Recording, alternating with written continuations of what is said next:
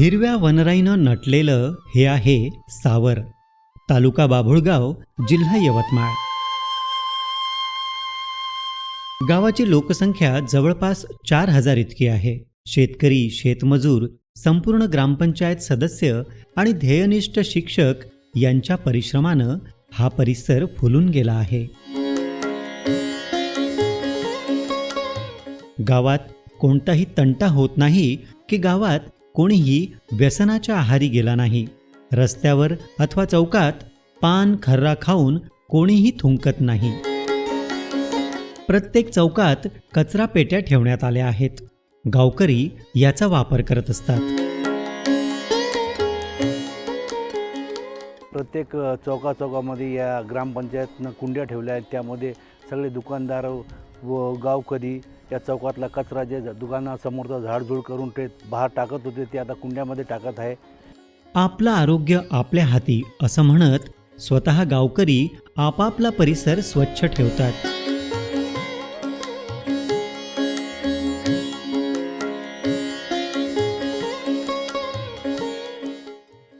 महत्त्वाचं म्हणजे ग्रामपंचायतच्या कचरा गोळा करणाऱ्या 2 घंटा गाड्या नियमित गावात फिरतात. यावेळी गावकरी न चुकता आपल्या घरातील कचरा या गाडीतच टाकतात. परिणामी रस्त्यावर कचरा दिसत नाही. रस्ते लख्ख दिसून येतात. आमच्या गावामध्ये आम्ही 2 घंटा गाडी सुरू केली आहे. त्यामध्ये वेगवेगळा कचरा टाकून तो कचरा घन कचरा डेपोमध्ये जमा करत आहे. विशेष म्हणजे इथल्या प्रत्येक घरी वैयक्तिक शौचालय बांधलं आहे. शिवाय त्याचा वापर सुद्धा केला जातो. हा माझा वैयक्तिक शौचालय आहे आणि हा घरातील सगळेच जण हा वापर करतो. यासोबतच ग्रामपंचायतीने गावात येणाऱ्यांची गैरसोय होऊ नये म्हणून सार्वजनिक शौचालय बांधलं आहे. साहजिकच गावातील कोणीही आता उघड्यावर शौचाला बसत नाही. परिणामी सावर हागणदारी मुक्त झालं आहे.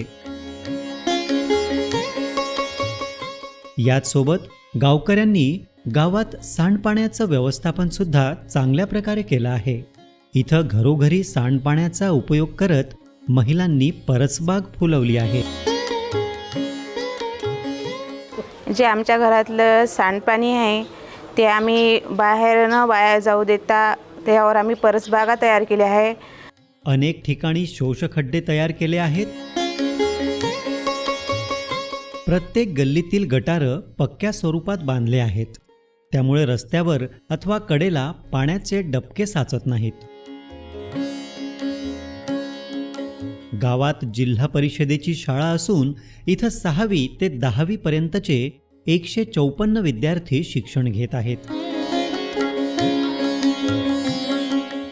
शाळेच्या आवारात शौचालयाचं बांधकाम करण्यात आलं आहे.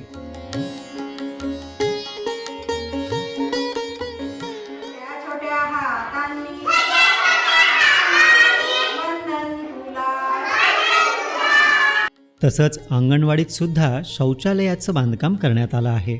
यामुळे विद्यार्थ्यांची गैरसोय होत नाही. शौचाहून परत आल्यावर विद्यार्थी आपले हात स्वच्छ धुवून संपूर्ण स्वच्छता पाळतात.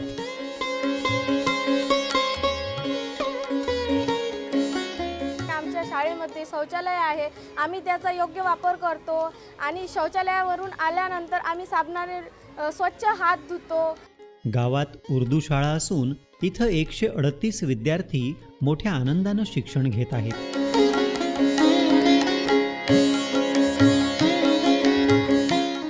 याशिवाय विद्यार्थ्यांनी सुद्धा आपलं गाव स्वच्छ झालं पाहिजे हा ध्यास घेतला आहे.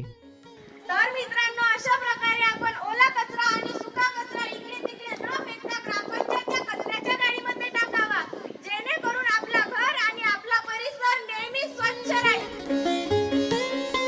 इथल्या महिलाही आपापल्या अंगणात नियमित रांगोळ्या काढून आपलं गाव स्वच्छ आणि सुंदर ठेवण्याचा प्रयत्न करत असतात. घनकचरा व्यवस्थापनातही ग्रामपंचायतीनं पुढाकार घेतला आहे. यासाठी प्रत्येकी 5-5 टाके असलेले भव्य शेड तयार केले आहे. यामध्ये ओला कचरा, सुका कचरा असं वर्गीकरण करण्यात आलं आहे. ते ओला कचरा आणि सुका कचरा या ठिकाणी आम्ही जमा करत आहोत. ते आणि त्याचा आम्ही कंपोस्ट खत ज्या निर्मिती करत आहोत. गावानं सर्वच बाबतीत नियोजनबद्ध काम केलं आहे. त्यामुळे सावर ग्रामपंचायतीला ISO हा अत्यंत प्रतिष्ठेचा पुरस्कार सन 2022ला मिळाला आहे. स्वच्छ भारत मिशनमध्ये ODF+ अंतर्गत विविध कामं घेतली जात आहेत आणि यवतमाळ जिल्ह्यामध्ये 853 गावांमध्ये हे काम सध्या सुरू आहे. 100पेक्षा अधिक गावांमध्ये काम पूर्ण झालेलं आहे आणि त्यापैकी एक सावरगाव याच्यामध्ये विविध उपक्रम स्वच्छ भारत मिशनमध्ये राबवलेले आहेत. त्यामध्ये कचराकुंडीचा वापर असेल, वर्मी आणि नाडेप या कंपोस्ट पीटमधून घनकचरा, ओला कचरा जो असतो त्यामधून खतनिर्मिती असेल, सांडपाणी मुक्त करण्यासाठी सोकपीट्स कम्युनिटीमध्ये आणि त्याच पद्धतीने इंडिव्हिज्युअल सोकपीट्स असे घेण्यात आलेले आहेत आणि गावामध्ये एकंदरीत स्वच्छतेचं प्रमाण वाढलेलं आहे.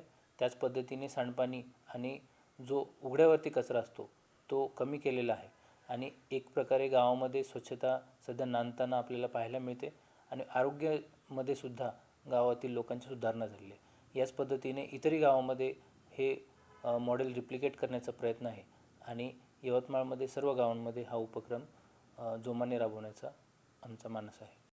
हे गाव माझं आहे आणि मी सुद्धा गावाचं काहीतरी देणं लागतो हा विचार करून श्रमदान असो की लोकसहभाग असो, यासाठी गावकऱ्यांनी सतत पुढाकार घेतला आहे.